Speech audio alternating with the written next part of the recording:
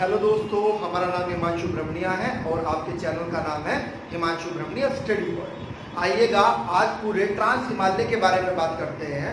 ठीक है, किसके? ट्रांस हिमालय के बारे में। पूरा आज ट्रांस हिमालय को समझ लेते हैं तो आपको कोई प्रॉब्लम नहीं होगी। ठीक है, ट्रांस हिमालय आज हमें पढ़ना है। बिल्कुल ध्यान से समझिएगा, स्ट्रक्चर हमने बनाई हुई है, बिल्कुल ध्यान से समझना है एक एक पॉइंट को। ठीक है, देखिएगा ट्रांस हिमालय में वास्तव में 3 पर्वत श्रेणियां आती हैं। ट्रांस हिमालय में क्या है? वास्तव में 3 पर्वत श्रेणियां आती हैं। ठीक है, कारकोरम, लद्दाख और जास्कर। कारकोरम, लद्दाख और जास्कर।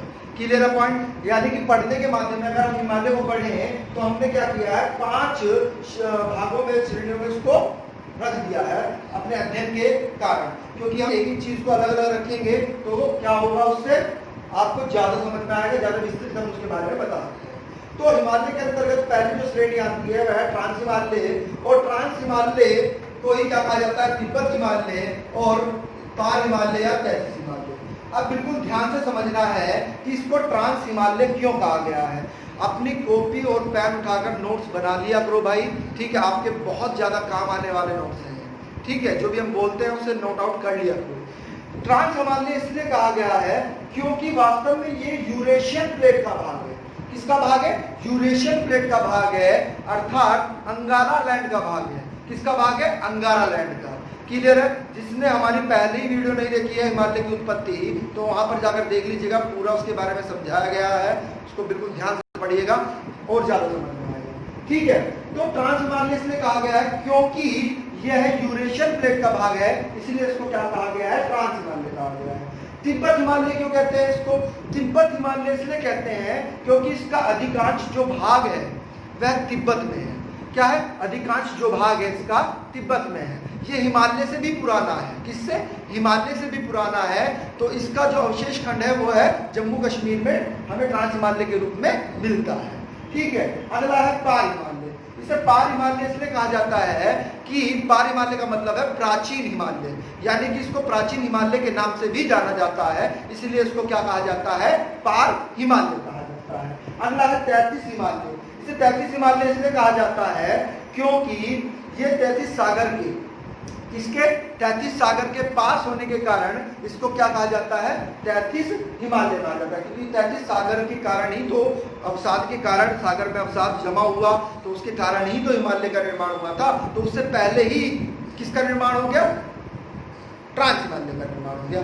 ठीक है, क्लियर पॉइंट? तो उसके बाद हमें क्या करना है? वैध हिमालय, वैध हिमालय, सर्वोच्च हिमालय, आंतरिक हिमालय, महान हिमालय, ग्रेट हिमालय, हिमनद हिमालय। ठीक है, इसको वह हिमालय क्यों कहते हैं? बड़ा है, काफी बड़ा है। सबसे बड़ा पर्वत कौन सा है? हिमालय ही है, इसलिए इसको वह हिमालय कहते हैं। ठीक है, नीचे हमने ये बनाया हुआ भी है, ये रेड कलर का जो है ये क्या है? वह हिमालय है। बीच में ब्लैक कलर की और रेड में जो हमने बनाया है ये मध्य हिमालय है। इसके नीचे जो ये बनाया रेड कलर का, ये क्या है? ये वास्तव में क्या है? ये शिवालिक श्रेणी है ना। तो लीजिए वो भी बना लेते हैं, पूर्व उत्तर की पहाड़ियां भी बना लेते हैं। लीजिए ये पूर्व उत्तर की पहाड़ियां हैं। वास्तव में यहाँ पर टूटे अवशेषों के रूप में भी पाई जाती है 4। ये भी हमने अलग से बना दी है, समझिएगा बिल्कुल ध्यान से। इसको अलग वीडियो में एक बनाएंगे। पूर्व उत्तर भारत की जो होगी हिमालय, उसकी वीडियो एक अलग से रहेगी आपके लिए। ठीक है, तो इस सर्वोच्च हिमालय इसलिए कहते हैं कि विश्व की 10 सबसे ऊंची चोटी इसी पर ही है, इसीलिए इसको क्या कहा जाता है? सर्वोच्च हिमालय। आंतरिक हिमालय क्यों कहा जाता है?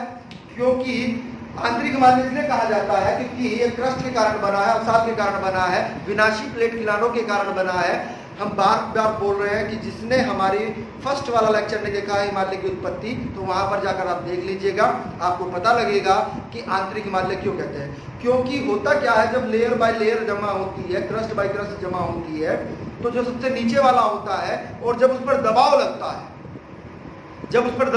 है, तो सबसे जो आंतरिक भाग होता है वही क्या होता है? सबसे ऊपर आ जाता है। इसीलिए इसको क्या कहा गया है? आंतरिक हिमालय कहा गया है। महान हिमालय, ठीक है, सबसे बड़ा है, ग्रेटर इंग्लिश में बोल दिया गया। हिमनद इसलिए बोला जाता है क्योंकि यह वर्ष भर बर्फ से ढका रहता है, इसीलिए इसको हिमनद हिमालय भी कहते हैं। अगला देखिएगा मध्य हिमालय, मध्य हिमालय को लघु हिमालय भी कहते हैं। अगला है शिवालिक श्रेणी, इसे बाह्य हिमालय कहते हैं, ठीक है। उसके बाद में पूर्वांचल, पूर्वांचल हिमालय, ये आपका पूर्व उत्तर भारत का जो भी है, ये क्या है, सब पटकोई बूम वगैरह, पटकोई बूम, नागा पहाड़ी, मीजो पहाड़ी, है ना, ये सब क्या है वास्तव में पूर्व उत्तर, अर्थात पूर्व उत्तर बोल सकते हैं या पूर्वांचल की पूर्वांचल हिमालय बोल सकते हैं इसको, है ना। क्लियर पॉइंट, इसकी अलग वीडियो आपको मिलेगा, ठीक है। आइएगा तो अब समझते हैं डायग्राम के माध्यम से। आइए देखिएगा कारकोरम श्रेणी। आपसे अगर पूछा जाए कि भारत की सबसे उत्तरी पर्वत श्रेणी का नाम बताइए, तो आपका आंसर होगा कारकोरम श्रेणी। क्या होगा, कारकोरम श्रेणी। भारत की सबसे उत्तरी पर्वत श्रेणी का नाम है कारकोरम श्रेणी। और कारकोरम श्रेणी के ही दक्षिण में कौन सी श्रेणी है, लद्दाख श्रेणी। कौन सी, लद्दाख श्रेणी है। और लद्दाख श्रेणी के ही दक्षिण में कौन सी है, जास्कर श्रेणी है। और ये तीनों ही निश्चित रूप से क्या कहलाती है, ट्रांस हिमालय कहलाती है। क्या कहलाती है, ट्रांस हिमालय कहलाती है, संयुक्त रूप से तीनों श्रेणियां, ठीक है। ये तीनों श्रेणियां वास्तव में क्या है, जम्मू कश्मीर में स्थित है। कहां पर, जम्मू कश्मीर में स्थित है। और एक समांतर श्रेणियां हैं। कैसी हैं, समांतर श्रेणियां हैं तीनों की तीनों, ठीक है। कारकोरम श्रेणी के बारे में समझिएगा बिल्कुल ध्यान से। आइए, कारकोरम श्रेणी पर ग्लेशियर पाए जाते हैं। क्या पाए जाते हैं, ग्लेशियर पाए जाते हैं, ठीक है। और ग्लेशियर यानी कि हिमनद, इनको हिमनद भी कहते हैं, ठीक है। तो कारकोरम पर सेस्मिक पूछा जाता है कि भारत का सबसे बड़ा ग्लेशियर कौन सा है, तो भारत का सबसे बड़ा ग्लेशियर सेस्मी है। उसके बाद क्या है, सियाचिन, ठीक है। सियाचिन, ये जो बिंदु डॉट डॉट ब्लैक कलर के हमने बनाए हैं, ये क्या है, वास्तव में ग्लेशियर है। ये डॉट डॉट कलर के जो हमने बनाए हैं, ये क्या है, ये ग्लेशियर है, सियाचिन। तो पूछा जाता है कि भारत की सबसे उत्तरी छावनी, भारत की सबसे उत्तरी छावनी कौन सी है, तो सियाचिन है। कौन सी है, सियाचिन, ठीक है। उसके बाद में क्या है, हिस्पर, बियाको और बाल्टो। ये पांचों ग्लेशियर जो हैं कहां पर पाए जाते हैं, कारकोरम श्रेणी पर ही पाए जाते हैं। अगला प्रश्न समझिएगा, अगला प्रश्न क्या पूछा जाता है कि भारत की सबसे ऊंची चोटी का नाम क्या है, तो भारत की सबसे ऊंची चोटी का नाम K2 गॉडविन ऑस्टिन है, जो किस श्रेणी पर स्थित है, कारकोरम श्रेणी पर स्थित है, अर्थात ट्रांस हिमालय पर स्थित है, अर्थात ट्रांस हिमालय पर स्थित है। अगला लद्दाख को समझिएगा। कारकोरम के दक्षिण में ही समांतर श्रेणी है का लद्दाख, और लद्दाख के ही पश्चिम में एक श्रेणी है जिसे हम क्या सॉरी एक चोटी है जिसे हम क्या कहते हैं, राकापोशी। क्या कहते हैं, राकापोशी। अब राकापोशी क्यों इंपोर्टेंट बन गई, क्यों दर्शाई हमने यहाँ पर, पूछा जाता है कि विश्व की सबसे तीव्र ढाल की चोटी का नाम बताइए, तो विश्व की सबसे तीव्र ढाल की चोटी का नाम क्या है, राकापोशी। क्या है, राकापोशी।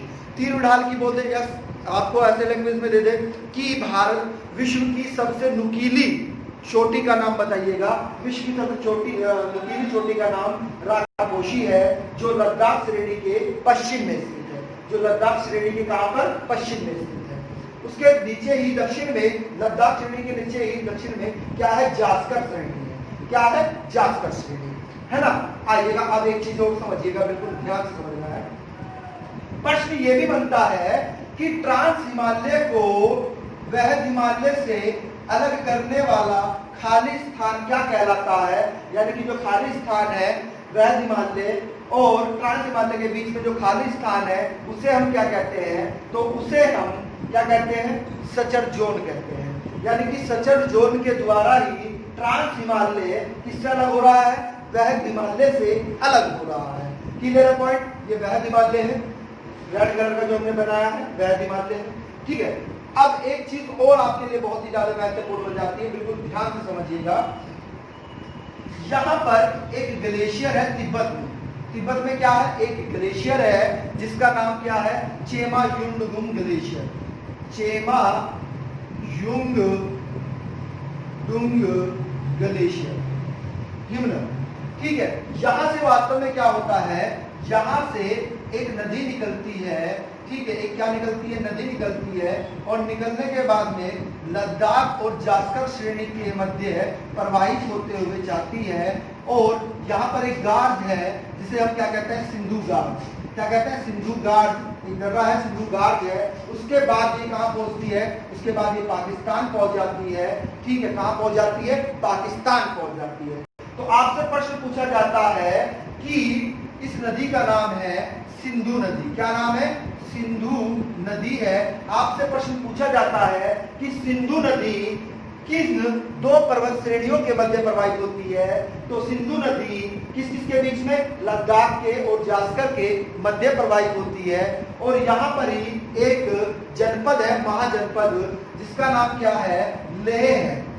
लेह महाजनपद सिंधु नदी के दाएं तट पर स्थित है, किस पर, दाएं तट पर स्थित है। क्लियर है पॉइंट, क्योंकि नदी इधर चल रही है तो ये कौन सा हाथ हुआ, दाया हुआ, इसलिए दाएं तट पर स्थित है ना। तो जब नदी यहाँ से निकली और निकलने के बाद में नदी की दिशा ये है, तो दिशा ये हो गई, तो ये कौन सा हाथ होता है, दाया। तो पूछा जाता है कि सिंधु नदी के कौन से तट पर है, तो दाएं तट पर है। कौन से तट पर है, दाएं तट पर। अब एक चीज और समझिएगा बिल्कुल ध्यान से, कारकोरम श्रेणी, कारकोरम श्रेणी और लद्दाख श्रेणी के बीच में भी एक नदी प्रवाहित होती है। और ये भी नदी आपसे पूछी जाती है कि यह कौन सी नदी है, और ये सिंधु की सहायक नदी है। किसकी सहायक नदी है, सिंधु की सहायक नदी है। इस नदी का नाम है श्योक नदी। कौन सी, श्योक नदी। तो श्योक नदी जो है वास्तव में वह कारकोरम और लद्दाख श्रेणी के मध्य प्रवाहित होती है, और क्या होता है, सिंधु नदी में अपना पानी गिराती है, जल गिराती है, ठीक है। देखिएगा सियाचिन, वैसे तो लुब्रा नदी भी है यहाँ पर, है ना, वो नदियों में आपको हम बढ़ा देंगे कि लुब्रा नदी घाटी कौन सी है, क्योंकि लुब्रा नदी घाटी होते हुए ही आप जाते हैं, सियाचिन जाते हैं, है ना। जितने भी हमारे सैनिक हैं वो लुब्रा नदी घाटी होते हुए जाते हैं। वो नदी तंत्र जब हम पढ़ाएंगे तो उसमें आपको बता देंगे, ठीक है। आइएगा अब एक चीज और समझिएगा बिल्कुल ध्यान से, सचर जो हमने आपको बता ही दिया है। आइएगा कुछ पॉइंट्स हैं, एक बार इन पर नजर डाल देते हैं, ये बहुत ही ज्यादा महत्वपूर्ण है, ठीक है। आइएगा समझिएगा, देखिएगा कारकोरम श्रेणी के बारे में बात करें, यानी कि ट्रांस हिमालय के अंतर्गत 3 श्रेणियां आती हैं, कारकोरम, लद्दाख और जास्कर। कारकोरम, लद्दाख और जास्कर वास्तव में कहां पर, नेपाल में कैलाश पर्वत भी इसी में आता है। क्या, कैलाश पर्वत भी इसी में आता है, किसमें, ट्रांस हिमालय के अंतर्गत ही आता है, ठीक है। जो इसकी लंबाई है, वास्तव में जो कारकोरम की लंबाई है वह 1000 किलोमीटर है, पूर्व से लेकर पश्चिम तक, और कहां तक, पामीर की गांठ तक। कहां तक है, पामीर की गांठ तक है, ठीक है। इसकी जो ऊंचाई है वास्तव में वह कितनी है, 3000 मीटर है, लेकिन कुछ चोटियों की ऊंचाई इस पर क्या है, 6000 मीटर की है। कितनी, 6000, यानी कि अधिकतम ये है, औसत ये है, अधिकतम ये है, औसत ये है, ठीक है। क्लियर है पॉइंट, आ रही है बात समझ में। चौड़ाई, चौड़ाई की अगर हम बात करें तो औसतन चौड़ाई इसकी कितनी है, 40 किलोमीटर है, लेकिन मध्य यानी कि बीच भाग में जो इसकी चौड़ाई है वह 225 किलोमीटर है। कितनी, 225 किलोमीटर है, कहां पर, मध्य भाग में, लेकिन औसतन कितनी है, 40 किलोमीटर है, ठीक है। एक एक शब्दों पर ध्यान देना है, नोट्स बनाते हुए चलना है, बहुत अच्छा नोट्स बनेगा आपका, ठीक है। नागा पर्वत के बारे में बात करते हैं, ठीक है। नागा पर्वत हमने दर्शाया नहीं है, चलिए दर्शा देते हैं। ये नागा पर्वत है, यहाँ पर नागा पर्वत है। तो नागा पर्वत वास्तव में कहां पर है, जास्कर श्रेणी पर स्थित है। कहां पर स्थित है, जास्कर श्रेणी पर स्थित है। किस पर, जास्कर श्रेणी पर। कारकोरम श्रेणी, बहुत इंपॉर्टेंट फैक्ट है, आपको कथन निष्कर्ष में पूछा जाता है कि कारकोरम श्रेणी पामीर से पूर्व की ओर लगभग कितने किलोमीटर है, तो लगभग 800 किलोमीटर तक फैली है, और इसकी ऊंचाई कितनी है, 5500 मीटर है। कितनी, 5500 मीटर है। कुछ देखिएगा, हमने 10 महत्वपूर्ण चोटी बताई है हिमालय की। आइएगा हम पर चर्चा करते हैं। पहले स्थान पर कौन सी है, एवरेस्ट है। दूसरे पर कौन सी है, गोल्डविन आस्टीन है। तीसरे पर कौन सी है, कंचनजंगा है। चौथे पर कौन सी है, लोहोसे। लोहो अदत्य है, और से पर एक ही मात्रा, लोहोसे। पांचवी कौन सी है, मकालू। छठी कौन सी है, चोयू। कौन सी है, चोयू। सातवीं कौन सी है धौलागिरी, और आठवीं कौन सी है मंसालू, मसालू भी बोलते हैं, मंसालू भी बोलते हैं, ठीक है। नागा पर्वत 9वीं और अन्नपूर्णा 10वीं। अन्नपूर्णा कौन सी है 10वीं। ये किसकी है, हिमालय की है, भारत की नहीं है, पॉइंट इज नोटेड, ये हिमालय की है, भारत की नहीं है भाई, भारत की अलग से बताएंगे हम आपको, ठीक है। जब हिमालय पढ़ा दें मतलब अगला पार्ट आएगा उसमें आपको कवर कर देंगे। अब एक चीज समझिएगा, यहां से प्रश्न जो बनेगा आपका वह कैसे बनेगा, एवरेस्ट को हम क्या कहते हैं, सागर माथा भी कहते हैं, चोमोलुंगमा भी कहते हैं। अब अगर प्रश्न की प्रवृत्ति आसान है तो आपको ये नाम ही दे दिया जाएगा, लेकिन और ज्यादा डीप अगर उसको एग्जामिनर को पूछना होगा आपसे, और पूछता भी है, तो वह यह पूछेगा कि नेपाल में इसको क्या कहते हैं, तो नेपाल में इसको सागर माथा कहते हैं, जबकि कहां पर, तिब्बत में इसको क्या कहते हैं, चोमोलुंगमा कहते हैं। कहां पर, बिल्कुल ध्यान समझिए, नेपाल में सागर माथा कहते हैं, जबकि तिब्बत में इसको क्या कहते हैं, चोमोलुंगमा कहते हैं। और चोमोलुंगमा का मतलब होता है पर्वतों की रानी, पर्वतों की रानी, इसका अर्थ है पर्वतों की रानी, ठीक है। क्लियर है पॉइंट, आ रही बात समझ में। अब एक चीज और समझिएगा, आपसे प्रश्न पूछा जाएगा कि भारत में इसमें कौन कौन सी है, तो भारत में इसमें सिर्फ केटू गोडविन ऑस्टिन है और कंचनजंगा है। कौन सी है, कंचनजंगा, क्लियर है पॉइंट। और एक तीसरी बनती है आपकी नागा पर्वत कौन सी, नागा पर्वत, अभी पढ़ा आपने, जास्कर श्रेणी पर स्थित है नागा पर्वत, ठीक है, क्लियर है पॉइंट। सारी की सारी कहां पर है, जम्मू कश्मीर में स्थित है। इसको छोड़कर ये दोनों कहां पर है, जम्मू कश्मीर में, ये भी जम्मू कश्मीर में और ये भी जम्मू कश्मीर में है। लेकिन कंचनजंगा जो है वह कहां पर स्थित है, वह तिब्बत में स्थित है। कहां पर स्थित है, सॉरी, वह तिब्बत में और भारत में दोनों में स्थित है, लेकिन इसका ज्यादा भाग जो है, यानी कि 3/4 भाग जो है इसका, वह तिब्बत में है, जबकि 1/4 भाग इसका कहां पर है, भारत में है ना। दोनों देशों में है कंचनजंगा। और सिक्किम में, सिक्किम प्रदेश में इसका क्षेत्र पड़ता है, कहां पर, सिक्किम में, यहां पर पड़ता है, सिक्किम क्षेत्र में, यहां पर इसका क्षेत्र पड़ता है, ठीक है। आ रही है 1/4, क्लियर है पॉइंट। अब एक चीज समझिएगा, वास्तव में ये कारकोरम श्रेणी जो है यहां पर, चाइना में यहां पर है, ये कौन सी श्रेणी है, कारकोरम श्रेणी। कौन सी, कारकोरम श्रेणी है जो चीन में है। होता क्या है, अगर आपको फोटो लेना है तो फोटो ले लीजिएगा, ठीक है। अभी हम 2 पर्वतों के बारे में और बताएंगे आपको, ठीक है। फोटो लेना है तो ले लीजिएगा। चलिए थोड़ा सा रफ कर देते हैं, आइए